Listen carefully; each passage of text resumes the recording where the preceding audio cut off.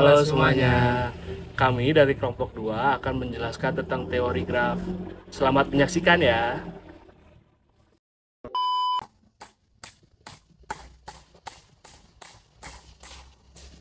Halo, perkenalkan nama saya Ihsan Adi Pertama dengan NRP 11 2023 014.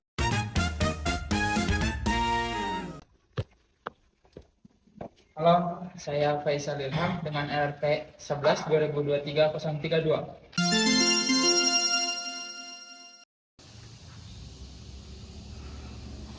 Halo, saya Fafian Arkan Fadila dengan NRP 11 2023 012.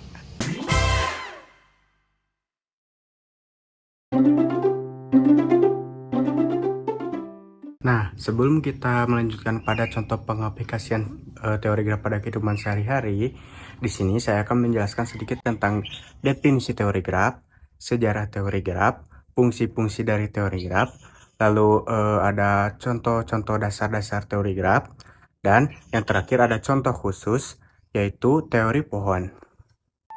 Nah, yang pertama ada sejarah atau konsep teori graf. Teori graf pertama kali diperkenalkan oleh matematikawan Swiss Leonhard Euler pada tahun 1736. Euler memecahkan masalah jembatan Königsberg yang merupakan salah satu masalah awal dalam teori graf. Masalah ini berkaitan dengan kemungkinan untuk menyeberangi semua jembatan di kota Königsberg hanya dengan sekali jalan. Lalu, di sini juga ada definisi dari teori graf. Apa sih teori graf itu? Teori graf adalah cabang matematika yang mempelajari struktur dan sifat-sifat graf. Graf adalah struktur matematika yang terdiri dari kumpulan titik, vertex atau node, yang dihubungkan oleh garis, edge atau arc. Teori graf ini membahas berbagai konsep dan aplikasi terkait dengan graf pada kehidupan sehari-hari seperti 1. Pencarian rute terpendek. 2. Masalah optimasi pada graf, misalnya masalah penugasan, dan masalah perjalanan salesman. Lalu, yang ketiga, ada juga pengaplikasian di dalam komputer, meliputi seperti jaringan komputer, transportasi, biologi, dan sosiologi. Dan di sini juga ada fungsi teori graf. Teori graf merupakan alat yang sangat powerful dalam pemodelan dan analisis berbagai masalah kompleks dalam ilmu komputer, matematika, dan ilmu-ilmu terapan lainnya. Secara umum, teori graf menyediakan alat yang kuat untuk memodelkan, menganalisis, dan memecahkan masalah-masalah kompleks dalam berbagai bidang, sehingga menjadikannya sangat penting dalam berbagai aplikasi praktis dan penelitian ilmiah. Nah, di sini juga ada dasar-dasar dari teori graf. Sebetulnya ada banyak dasar-dasar dari teori graf, tapi saya hanya mengambil dua contoh, yaitu graf terhubung dan graf tidak terhubung. Kenapa? Karena teori graf terhubung dan tidak terhubung adalah salah satu contoh dasar-dasar yang paling umum dan mudah dipahami, dan juga contoh dasar yang dari teori graf yang paling dasar. Nah, yang pertama ada graf terhubung. Graf terhubung adalah graf yang memiliki setidaknya satu jalur yang menghubungkan setiap pasang simpul atau node di dalamnya. Artinya, dalam graf terhubung, kita dapat menghubungkan setiap simpul atau node ke simpul atau node lainnya melalui serangkaian jalur atau sisi-sisi yang ada di dalam graf tersebut. Nah, di sini ada contoh di mana gambar graf terhubung. Bisa dilihat salah satu contoh graf terhubung yang pertama itu dari angka 1 nyambung ke angka 2, lalu ke angka 3 dan 4, dan kembali lagi ke angka 1. Ada juga di sebelahnya, dimulai dari angka 5, lalu ke 6, ke 7, ke 8, dan balik lagi ke 6. Jadi, contoh teori graf terhubung yaitu di mana semua node-nya akan terhubung dan kembali lagi ke titik awal. Nah, contoh penggunaan graf terhubung yang sangat umum adalah pada jaringan sosial atau social network seperti Facebook, Twitter, dan Instagram. Dalam jaringan sosial tersebut, pengguna saling terhubung atau terkait satu sama lain melalui pertemanan atau koneksi yang ada di antara mereka. Di sini saya menggambarkan seperti ini. Nah, selain ada graf terhubung, di sini juga ada graf tidak terhubung. Graf tidak terhubung adalah graf yang terdiri dari dua atau lebih komponen terpisah, di mana setiap komponen terdiri dari simpul-simpul yang terhubung di antara mereka sendiri, tetapi tidak terhubung dengan simpul-simpul di komponen lain. Nah, di sini adalah sebagai contoh graf yang tidak terhubung.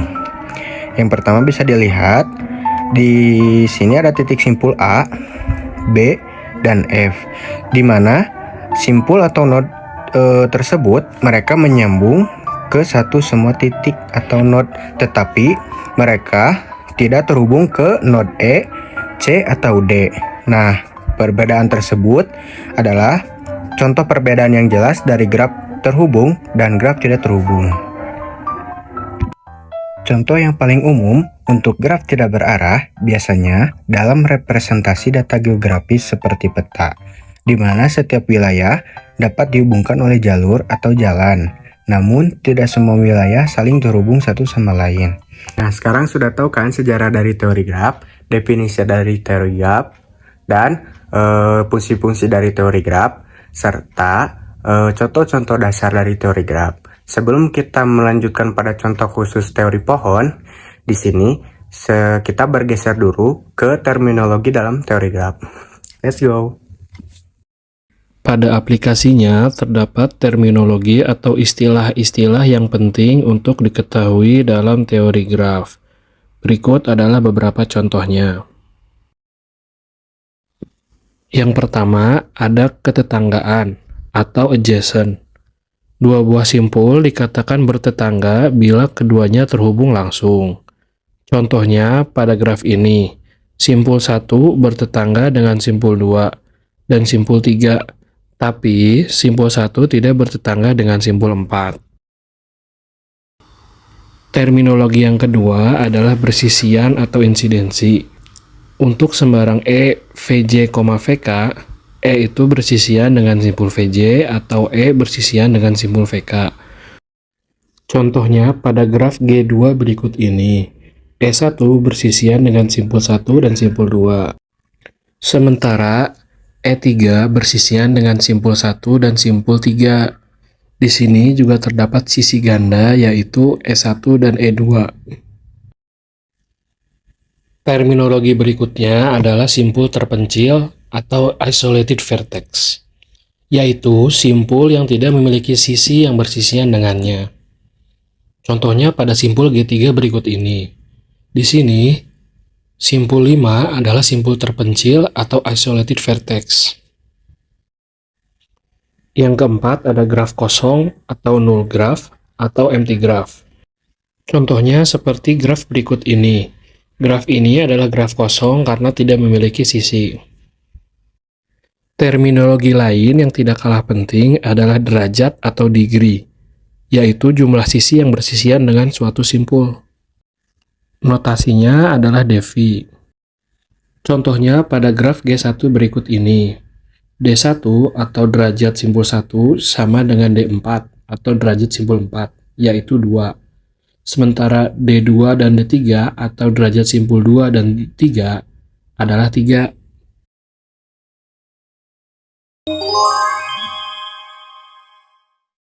Diagram pohon.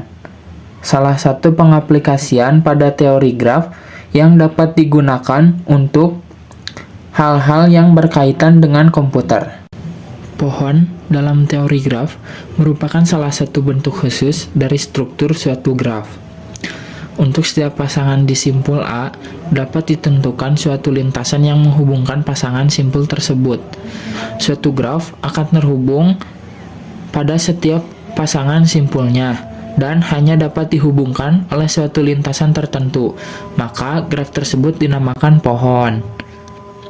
Atau, pohon merupakan graf tidak berarah yang terhubung dan tidak memiliki sirkuit di dalamnya. Nah, di sini ada gambar dari contoh pohon. Gambar ini dikatakan pohon karena pada setiap simpulnya saling terhubung satu sama lain dan pada setiap simpulnya tidak memiliki sirkuit. Sehingga pada gambar ini dikatakan pohon. Berbeda dengan gambar di samping ini.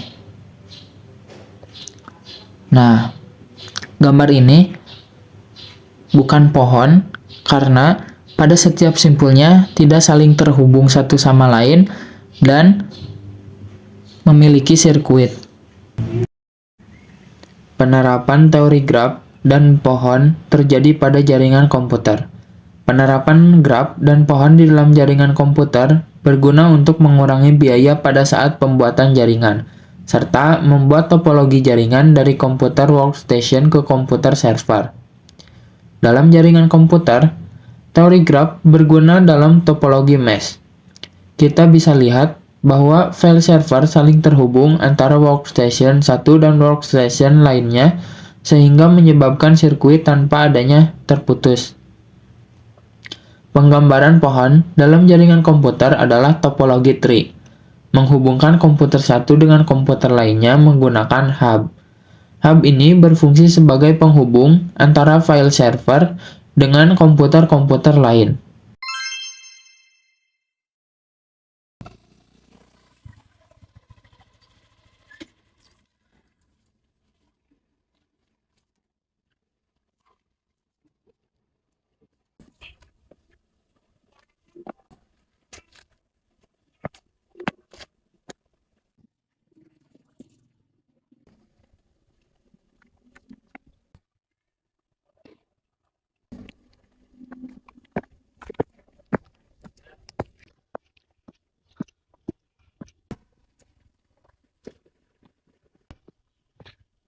Punten Kang, saya mau nanya, Oh iya, kalau alamat ini rumah nomor 7 di sebelah mana ya? nomor 7. Ya, Oh, Akang nanti lurus aja, terus belok kanan, nanti ketemu lampu merah, belok kiri, terus nanti belok kanan lagi. Nah, nanti ya ada bundaran, Akang terbalik aja. Habis putar balik, nanti Akang lurus terus. Nanti sampai perempat situ belok kiri lagi. duh, malah jadi bingung. Daripada Akang bingung, mending pakai teori graf aja, Kang. Teori graf tuh kayak gimana, Kang? Nah, jadi gini penjelasannya. Pertama-tama, di sini terdapat suatu peta. Dari peta ini, kita buat grafnya terlebih dahulu. Nah, karena tujuan kita hanya sampai rumah nomor 7 ini, kita dapat menghilangkan simpul-simpul di luar ini menjadi lebih sederhana seperti graf yang ada di samping ini. Metode yang kita gunakan adalah metode A-star. Metode ini dapat memberikan jalur tercepat untuk mencapai tujuan. Metode ini adalah perkembangan dari algoritma Dijkstra. Berbeda dengan Dijkstra, metode ini mempertimbangkan nilai heuristik. Nilai heuristik adalah jarak terendah untuk mencapai suatu tujuan.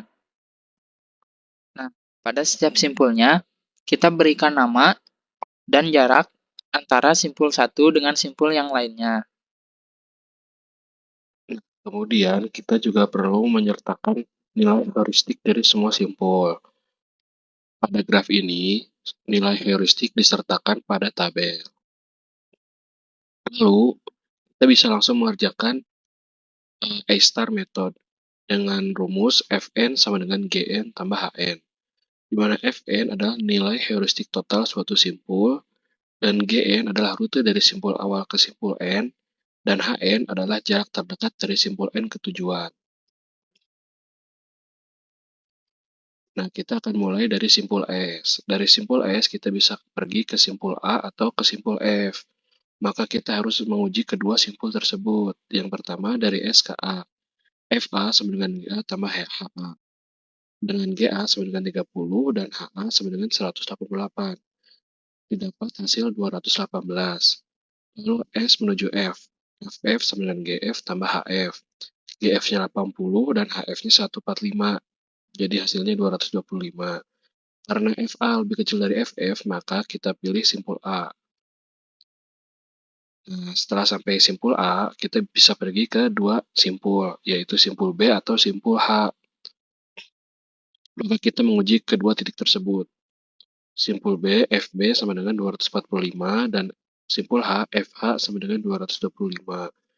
Sama seperti sebelumnya, kita memilih simpul yang terkecil, yakni simpul H. Dari simpul H, kita bisa pergi ke simpul F atau simpul I. Dengan FF sama dengan 285 dan FI sama dengan 270. Kita pilih yang lebih kecil lagi, yakni FI, maka kita pergi ke simpul I.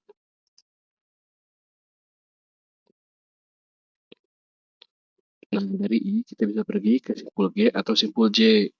FG sama dengan 350 dan FJ sama dengan 263. Kita pilih yang lebih kecil lagi, yakni FJ.